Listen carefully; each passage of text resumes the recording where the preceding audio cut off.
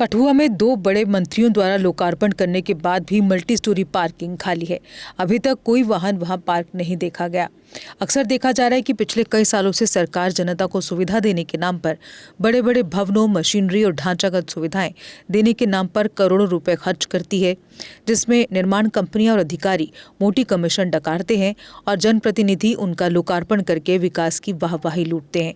जबकि जमीनी हकीकत यह है कि करोड़ों रुपए खर्च करने के बाद जो सुविधाएं देने के लिए बनाई जाती हैं उनका लाभ लोगों को नहीं मिलता दिखता, जिससे करोड़ों की इमारतें कई सालों तक इस्तेमाल न होने के कारण यूं ही पड़ी रहती हैं। ऐसा ही एक ताज़ा उदाहरण कठुआ शहर में देखने को मिला है।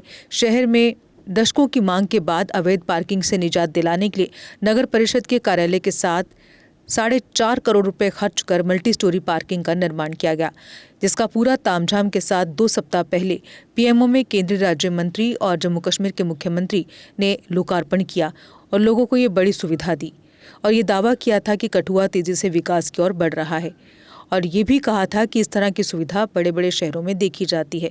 लेकिन ज़मीनी हकीकत तो ये है कि इसका लाभ जनता को मिलने की बारी नहीं आई। अलबत्ता जिस मकसद के लिए ये इमारत बनाई गई थी वह अब भी पूरी होती नहीं दिख रही है।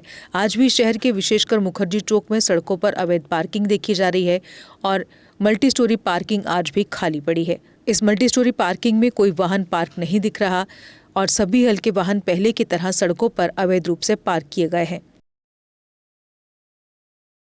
कोई 1-1.5-2 हफ्ते पहले इसकी इनॉग्रेशन के लिए मेंबर ऑफ द पार्लियामेंट और कठुआ की कई जानी मानी हस्तियाँ और chief minister of Jammu and Kashmir भी यहाँ पहुँचे हुए थे और उसी के बीच में इन्होंने इसकी इनॉग्रेशन करने के बाद स्टिल आज की डेट तक ना तो यहाँ इस पार्किंग में कोई गाड़ी लगी है और इस पार्किंग के बाहर उन्होंने खुद ही गवर्नमेंट ने म्यूनसिपल काउंसिल कठुआ ने खुद ही अथोराइज करके लगाया हुआ है नो पार्किंग जोन।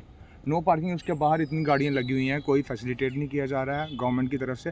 ये बड़ी बड़ी बिल्डिंगें 4-4, 5-5 करोड़ रुपए खर्च करके बना देते हैं। किसकी फैसिलिटी के लिए बनाते हैं? जनता की फैसिलिटी के लिए बनाते हैं या सिर्फ अपनी फैसिलिटी के लिए बनाते हैं कि म्यूनसिपल काउंसिल के या कोई बड़े डिपार्टमेंट के ऑफिसर्स आएंगे और वहाँ पर अपनी गाड़ी पार्क करेंगे और निकल जाएंगे अपनी गाड़ी पार्क करके।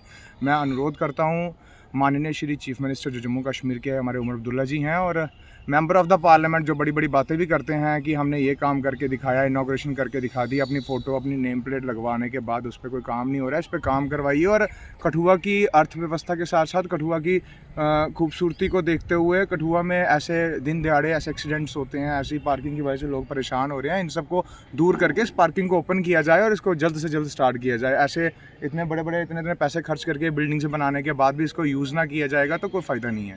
ये सबसे बड़ी फेलियर रहा है हमारे मैं तो म्यूनसिपल काउंसिल को टारगेट करूँगा क्योंकि कठुआ की नॉर्मल सोसाइटी की देखरेख करना म्यूनसिपल काउंसिल की रिस्पॉन्सिबिलिटी बनती है। जो आज डिप्टी कमिश्नर हमारे कठुआ के राकेश मिन्हास जी हैं उनके हाथ में, और स्टिल आज तक वो भी इस चीज़ पर संज्ञान लें, इधर और उधर की बातों के कॉम्प्रोमाइज़ में ना रहें।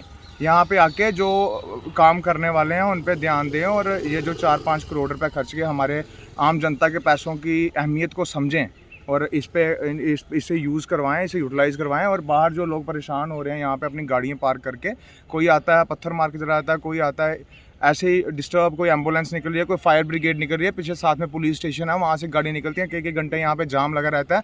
एडमिनिस्ट्रेशन और ट्रैफिक पुलिस, नॉर्मल पुलिस, ये सिर्फ शो ऑफ के लिए वर्दी डाल के जब कोई वीआईपी आता है तब अपने प्रॉपर प्रोटोकॉल को फॉलो करते हैं। आफ्टर दैट ये भूल जाते हैं कि करना क्या है यहाँ पे, क्या नहीं करना है कठुआ की खूबसूरती बढ़ाने के लिए। सिर्फ ड्रीमलैंड पार्क के पास पाथ बनाने से या सिर्फ ऐसी अच्छी सोसाइटीज़ के लिए पार्किंग बनाने से नहीं चलेगा, इसको यूटिलाइज़ करवाना भी सिखाइए जी।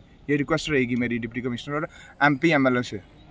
एशियन किड्स बड़ी ब्राह्मणा आपके बच्चों के लिए है एक परफेक्ट चॉइस, क्योंकि यहाँ आपके बच्चों को मिलेगी सेफ्टी के साथ साथ क्वालिटी एजुकेशन।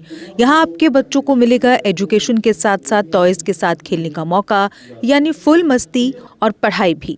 साथ ही आपके बच्चे को दिया जाएगा बड़ी एलईडी स्क्रीन के साथ एक्टिविटीज करने का मौका, क्योंकि एशियन किड्स स्कूल में बच्चे नहीं होते हैं बोर। यहाँ आपके बच्चों को करवाई जाएगी इंडोर स्विमिंग पूल में बोटिंग, जबकि एयर कंडीशनर क्लासरूम में बच्चों का मन रहेगा बिल्कुल फ्रेश और तनाव मुक्त।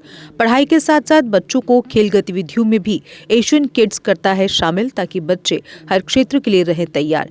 यहाँ हम मात्र आपके बच्चों को एजुकेशन ही नहीं देते, बल्कि उनके हुनर को भी पहचान देते हैं। रंगारंग कार्यक्रम, और बड़ा इंडोर ऑडिटोरियम जहां होती रहती हैं कई प्रकार की एक्टिविटीज।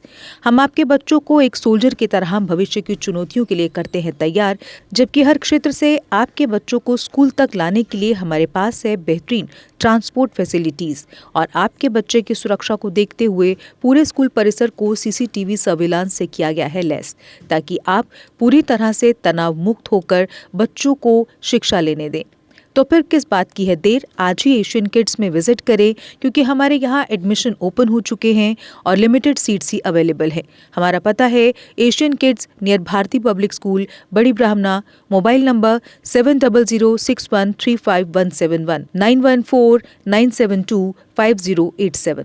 मैं managing director Asian kids fresher बच्चों के पेरेंट्स से खास तौर पर अपील करना चाहूँगा कि वो अपने बच्चों की एडमिशन कराने से पहले एक बार एशियन किड्स जरूर विजिट करें, आपको अच्छा लगेगा। थैंक यू, धन्यवाद।